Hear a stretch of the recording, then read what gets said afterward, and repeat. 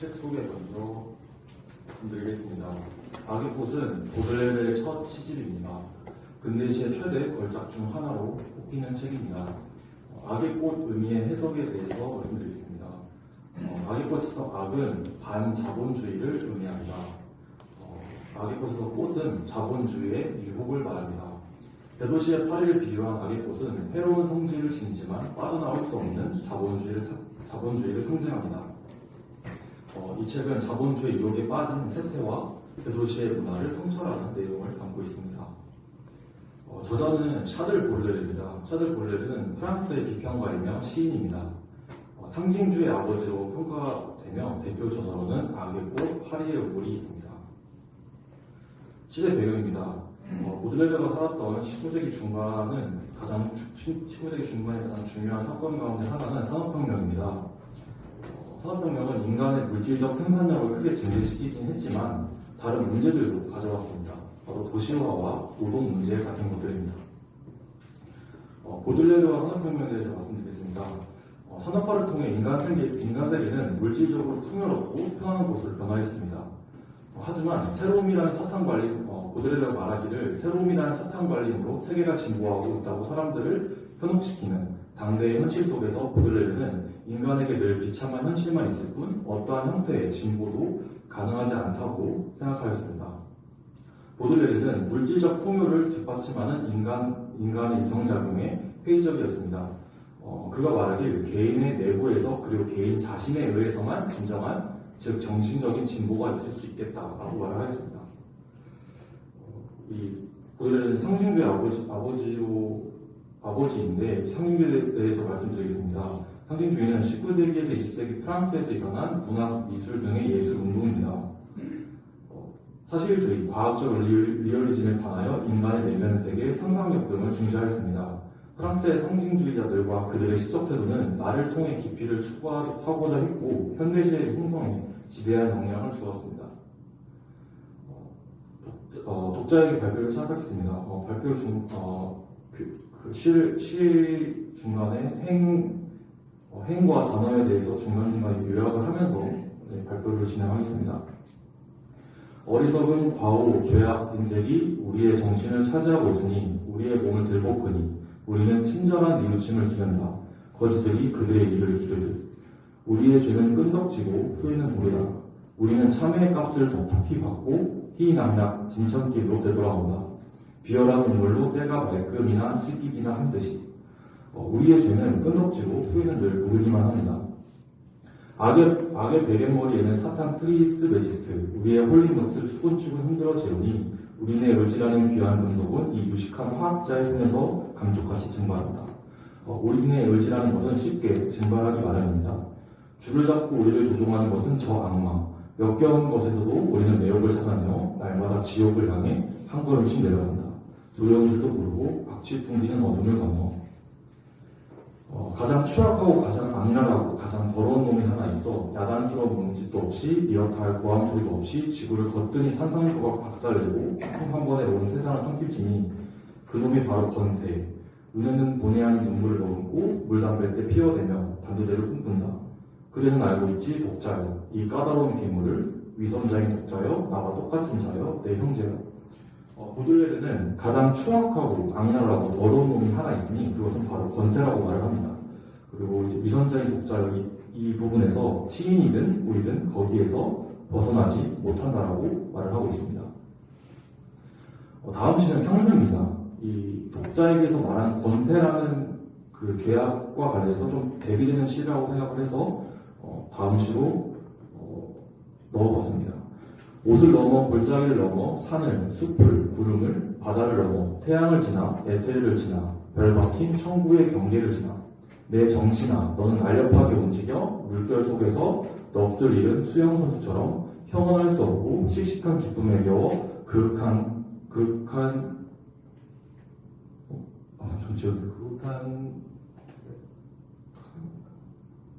정신을 그윽한 어떤 곳을 바다로 쾌활하게 두른다.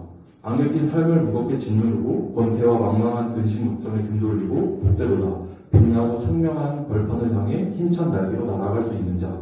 생각이 종달새처럼 하늘을 향해 아침마다 자유비상을 하는 자, 삶을 이루갈며 꽃들과 말하는 것들에 말을 애쓰지 않고 알아듣는 자 복되도다.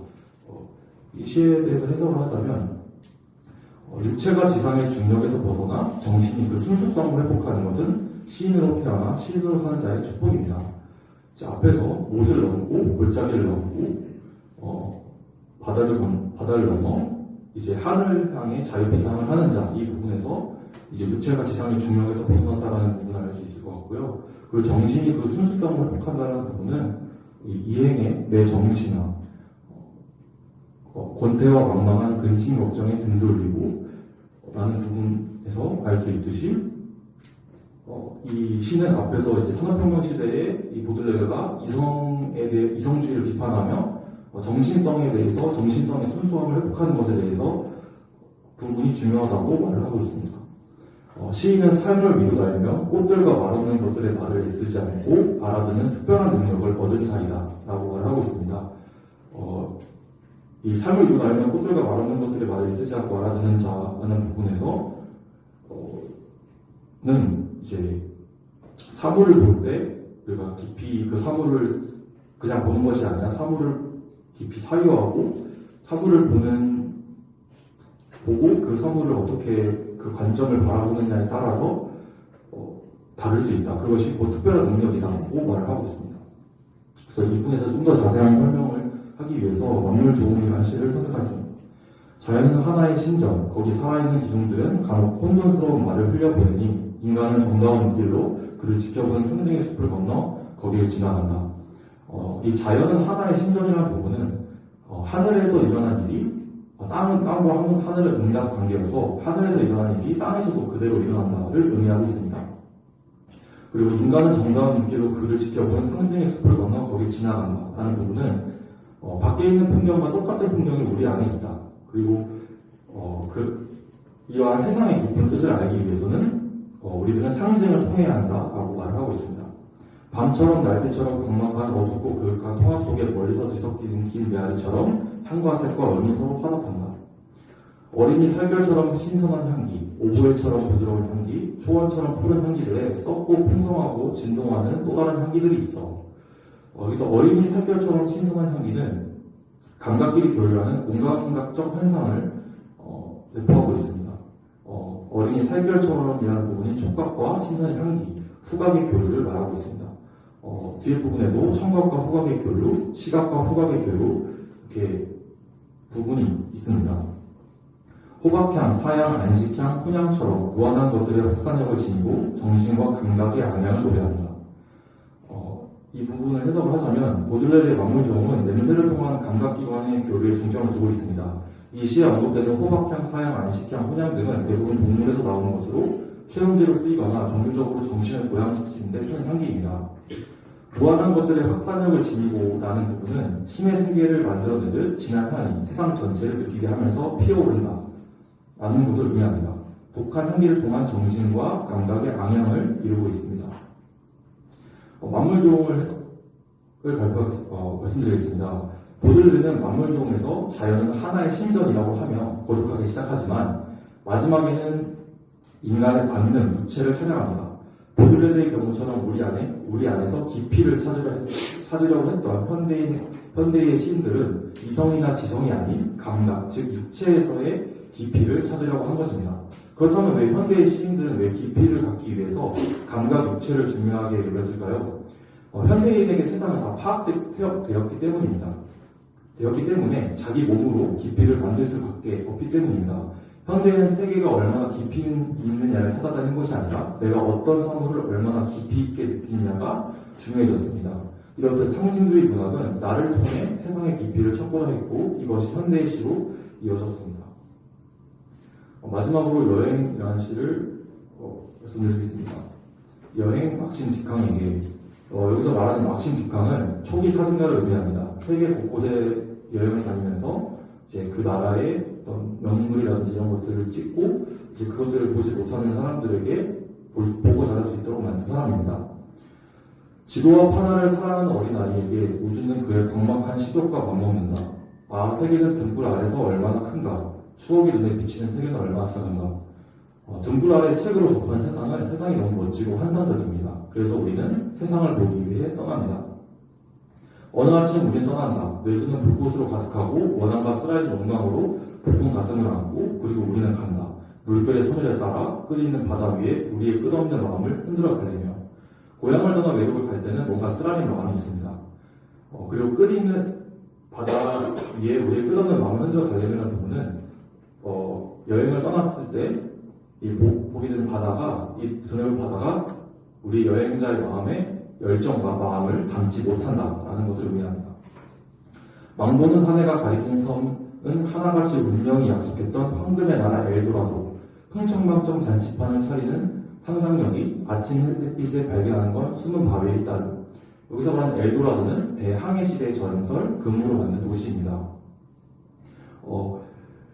그 여행자가 여행을 이 부푼 마음을 담고 여행을 떠났는데 그 여행 중간중간에 어떤 그냥 자그마한 비추는 돌을 봐도 거기가 이제 마치 전설로 만든 금으로 만든 도시가 아닌가 하며 생각하기를 돌 하나를 봐도 강난적이다라는 부분을 의미하고 있습니다.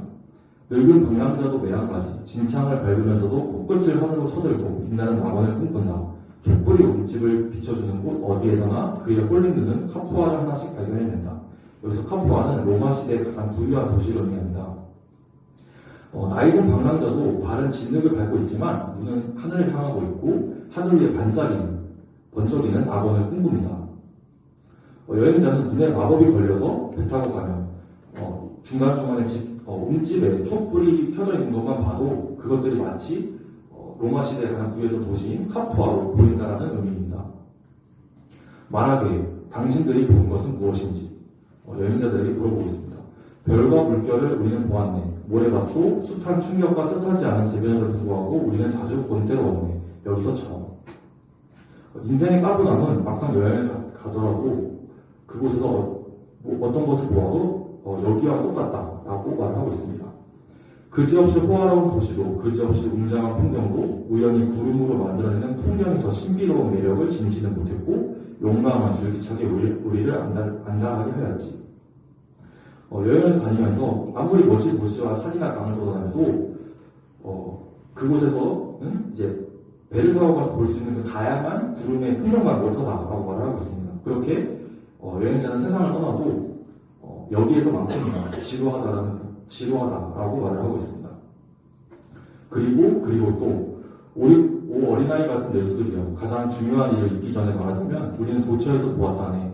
애써 찾은 것도 아니지만 숙명의 스탑다리 그 꼭대기에서 바닥까지 불면의 죄악이 걸린 그 권태로운 광경을 막상 큰 꿈을 갖고 여행을 떠났지만 세계를 어딜 가나 인간의 죄악이 있습니다. 그게 뭐 탐욕일 수 있고 속임수일 수 있고 어딜 가나 죄악은 있습니다.